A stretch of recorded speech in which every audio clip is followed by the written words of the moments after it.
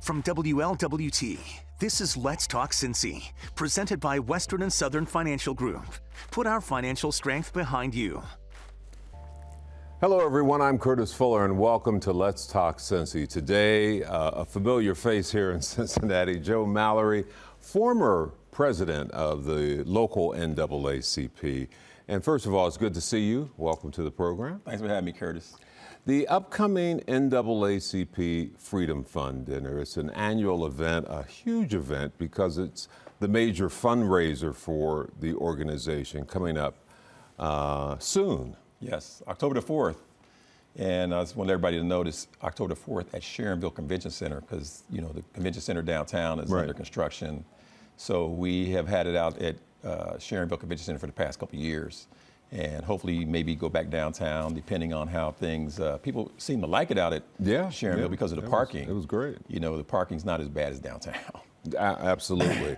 You're bringing in the national NAACP president. And I was trying to think the last time a national president came in. I couldn't go through the past 38 years trying to remember all the speakers, but that's a huge event, huh? It is. You know, when we have the national NAACP president, Mr. Derek Johnson, coming in, it's great that we had an opportunity to have him come be our keynote speaker, because the climate of this country, he can touch on a lot of those things and give everybody a perspective of where national is and what direction that we're going in as we try to combat the different things that we're up against in the country. But several years ago, we had a former national president here, Ben Jealous. Yeah. So, but he wasn't the sitting president, but we were fortunate to get Mr. Derek Johnson to come to Cincinnati, be our keynote speaker.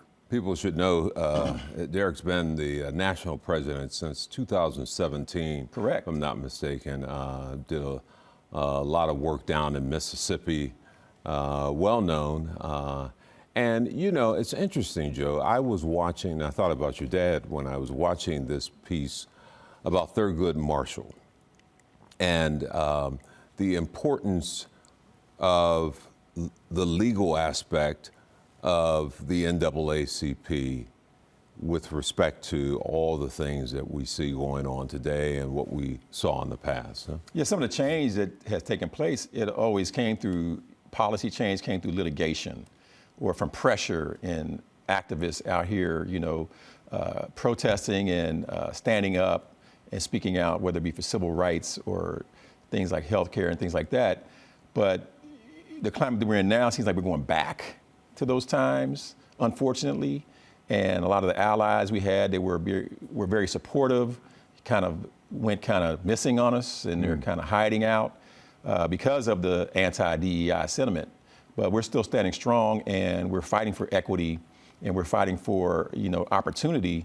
But a lot of things that have been taken away, like the education department being stripped, a lot of the things with healthcare being changed, a lot of funding being taken away from HBCUs, things like that have been fought for over the years. We have to understand that nothing is permanent. You know, you have to consistently be present, fighting for those things to stay in place. Because if you think it's going to stay in place permanently, you know, you're mistaken. You know, I said a few moments ago, I was thinking about your dad, William Mallory, because I would say hello to him, and then about an hour later, yeah, he'd give you a history lesson. He would give me a history lesson. I didn't fully understand it. I mean, I knew what he was trying to pour into me and pour into so many others. But it is a reminder, again, the more things change, the more they really stay the same, and how his voice would be right at the forefront today. And that's why I got involved with NAACP, and we're pushing to try to have, you know, excellence and have representation. And when you see that the deck is stacked, and the people who are your allies and your friends, and they're being silent, you know, we have to stay out there at the forefront. We have to give people hope, because that's the last thing that we have to hold on to, that thread of hope that the changes will be made. And NAACP is very needed and necessary, and that's why we do these Freedom Fund dinners to fund our organization for the entire year, because we don't get support. Yeah, let me take a break, Joe, and then we'll come back. Right back.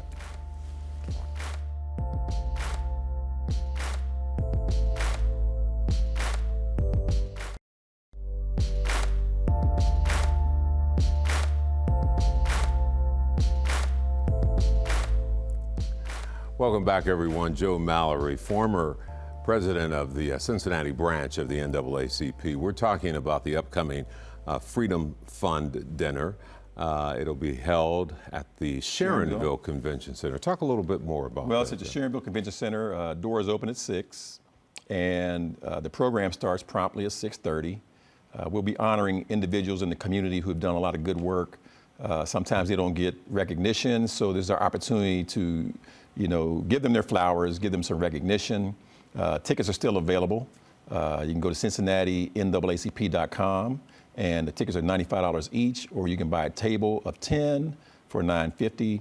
We have a lot of sponsors who have been supporting us over the years, and some of them have come back. Some have kind of, stepped back on their support financially for now, they say. But some of our main partners are still with us.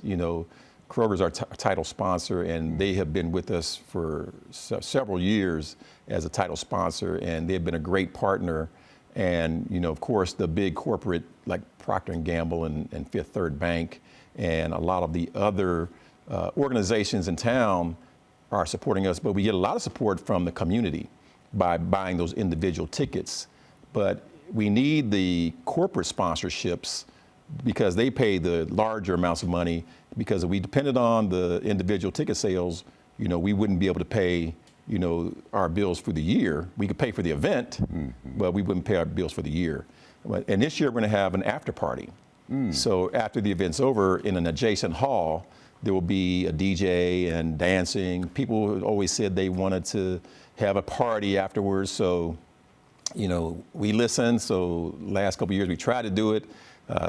They said the word wasn't out there, but I'm telling everybody the after party will be happening this year. DJ Pillow is going to be on the ones and twos. They still call it ones and twos? I guess so.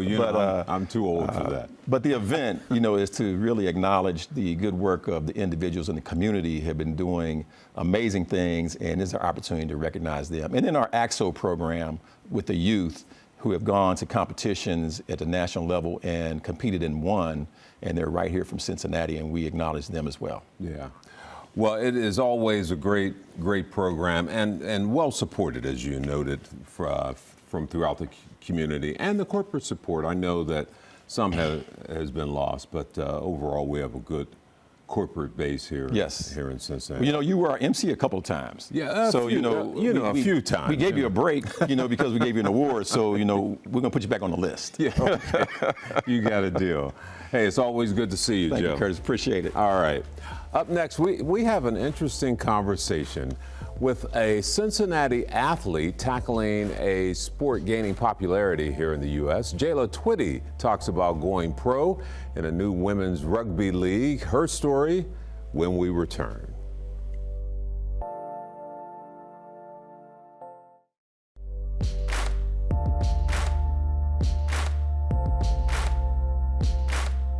Welcome back, everyone. As you know, there has been a lot of attention about the growing popularity of the WNBA. Now a new women's professional rugby league is hoping for the same success. This year, the Women's Elite Rugby League began with half-dozen teams, this following the first Olympic medal by the U.S. women's rugby team at the 2024 Olympic Games in Paris. One of the players in this new league is from right here in Cincinnati. Her name is Jayla Twitty. She is a member of the Chicago Tempest team. I've been sharing her story since she began her rugby journey as a teenager on the field here in her hometown. I think they finally realized it was time to bring it here on our own turf and show what we're about and show that we're valid, even though we haven't been in the rugby league as much as some of the other countries yet. Did you consider going overseas and trying a league over there? Oh, definitely. It was definitely going to be a little bit longer than the time frame now, because like other things come into place, like living over there, paying to travel over there, and things like that. So this is definitely a much better option. Now I will ask you to take me back. Mm-hmm. You're in junior high school, if I remember correctly, Yeah. when you first started thinking about being a rugby player. So take me through that again, as you Okay. did many years ago. Well, I've always been an athlete, but I didn't feel very passionate about any of the other sports I was playing. Like, I enjoyed basketball, I enjoyed running track, but they were all just like hobbies. And then I got introduced to rugby my freshman year in high school. It was actually the first year that Cincinnati had a team. Still the only girls high school team, unfortunately. We'll work on that though. But I just kind of fell in love with it at the first practice. Like, we didn't even learn how to tackle. We were just passing the ball around, and I just enjoyed the vibe of the community. It felt a little bit more connected in comparison to other sports that I've played. The coaches are definitely more involved. They care about us as not just athletes, but as people, and they want to see us be successful in anything we decide to do, even if it's not just rugby. So that was a plus for me. And it's also the only sport that I've experienced inclusivity. That hasn't applied to me necessarily.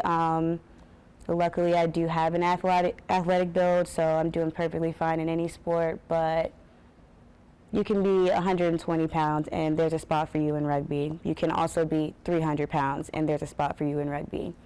And everyone is loving and respectful. There's nothing like body shaming or anything like that. Like, it's a sport that's definitely contributed to a lot of my personality traits that I love about myself. And explain to people, because you attended one high school, but the team was at another high school. Yeah, so I went to Withrow University High School, but the team was associated with Walnut Hills. However, we also had people coming all the way from Milford, Anderson, Mason, anywhere in Cincinnati. We had players, and I think that was also part of why I fell in love with it, because the environment was so much different. We were all different types of people coming from different backgrounds with different experiences, but when we were at practice together, you really could not tell. We were just kids being kids, and it was amazing. And then you go off to college in West Virginia. You got a scholarship as a result of rugby. Yeah, I had a great time. Ironically, that was also I think I have a thing for startup teams. And the college, which college did you attend? Alderson Broaddus University. And we actually went undefeated the entire time, the women's program, and we won some trophies, and that was a great time as well. Definitely a different college experience than most athletes, as that was the team's first year in existence. I seem to attract that for some reason. But I also think that experience makes me stand out, because I know what it means to have to grind a little bit harder and have something to prove and turn nothing into something. Literally, when I got introduced in high school and I told people I was getting interested, they're like, "You're 5 feet tall.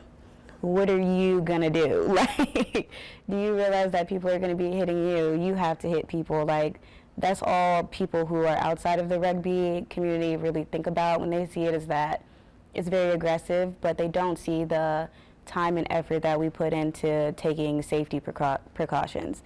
If you're not doing well at practice with like your tackling form, or they even teach us how to fall properly so that we avoid injuries. Like, if you don't have that on lock, your coach is not putting you on that roster for the weekend. Like, safety is definitely #1 in the sport, and it even applies to during games. Like, you can, if you do something too unsafe, you can get a red card and you're out for that tournament for the whole weekend. And there's cases where if you get multiple red cards and you're like a repeated offender and it's like for dangerous play, you can end up not being able to play at all for the rest of your life. So like, I think people don't realize how much safety precautions we put into the sport, and that's why people fear it, because it is still rough and it is aggressive, but the hits look a lot harder. I'm not saying I don't feel some of them, but they look a lot harder than they feel when we're actually playing, because we put a lot of time and effort into technique. The questions are endless, but you have to force yourself out of your comfort zone and believe in yourself.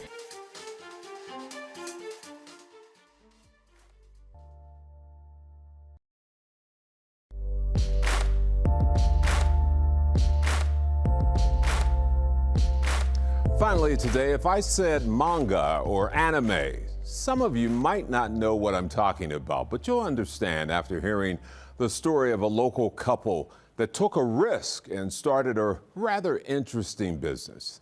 You see, it's a Black-owned cafe called Sensei, and it's creating a space for a growing community expressing a passion for Japanese comic books.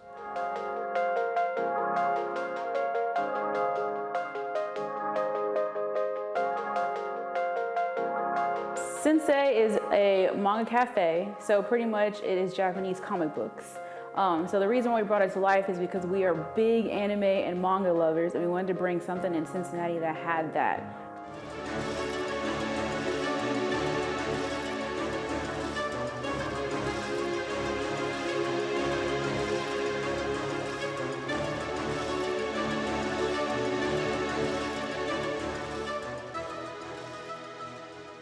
We wanted to have a place where you can sit down and relax and read and kind of connect to others who love the same genre, which is anime and manga. Manga is going to be a book, and it's like a comic book, but you read it from right to left, so it's backwards, so it's Japanese, obviously, but they make it where we can read it in English. The difference between a comic book and a manga is comic book is going to be like your Marvel and DC, and it starts from left to right, so you read it how you normally read a book here in the US. But manga is backwards. As well, when you read like a Marvel, DC, or a comic book, it's in color.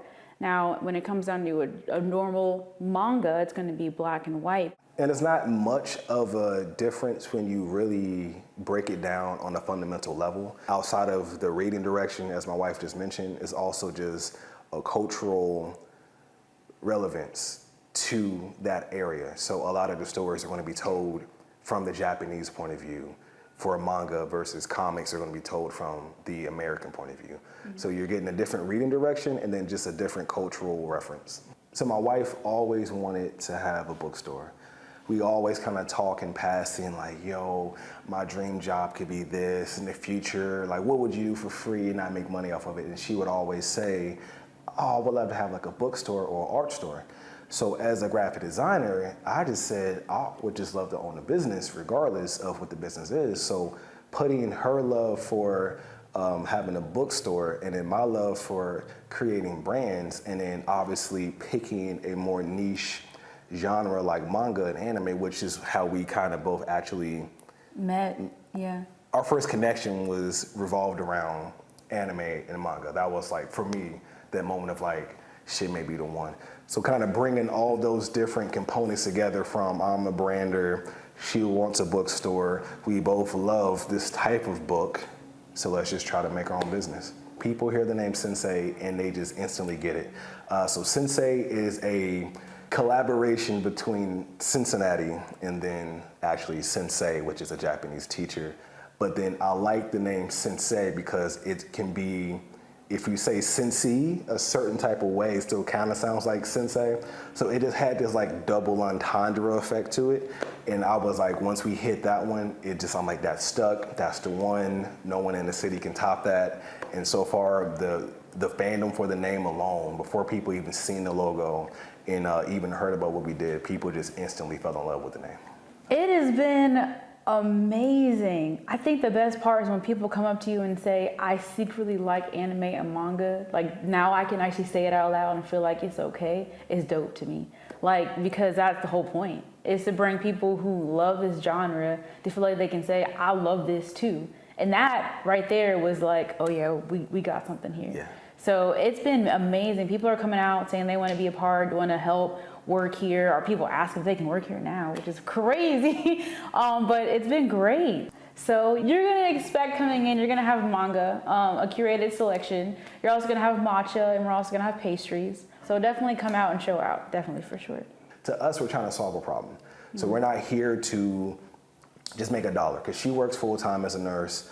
I'm currently freelancing full-time as a graphic designer, but I have worked full-time at an agency. So this necessarily isn't for us to make a dollar. This is just for us to say, we have longed for a place like this to exist for people who look like us, to be able to express their love for their genre. And we just knew that our feelings were not in a vacuum. We knew that other people felt the same way. So let's just make this business in hopes that we're right. And so far, people have shown us that you guys are onto something. And we've gotten DMs like, I've longed for a place like this to open up. So the proof is in the pudding so far. We definitely have fought to bring this here, because people have doubted the fans of this genre, or doubted this even being real, because they just didn't understand what it was. And it was hard to kind of, I guess, go against the grain and tell them, like, this is big, and even though you don't understand it, doesn't mean that it shouldn't be real, it shouldn't be made. You know, so that was also difficult for us, was talking to people who didn't understand the genre, get them to understand and believe in what we were saying, like, this is big, this will be something that people enjoy. It means a lot to be able to show people within the community that it's okay to be different. It's okay to have a different business that's outside of the norm. So to be able to be a Black-owned owner in Cincinnati is almost like giving everyone the green light, like, yeah, you can do it too. And to be able to have a niche like this, like manga and anime, is big, because we don't have a place that we can call our own, or a place that we can be ourselves and be Black in like anime and manga. So I feel like it's important for the people who love, you know, this genre, and to have a safe space where you can feel seen and heard and enjoy it. Us doing this, not knowing how many people will like it, we still kind of went forward just saying, hey, we just want to show Cincinnati, especially within the Black community, that you can try to make a business that is outside of the norm from what you typically see every day. How about that, huh? Now you know. Sensei Manga Cafe is located over on Pleasant Street and over the Rhine. Go check it out. Well, that does it for the program today. Thanks for tuning in. I'm Curtis Fuller.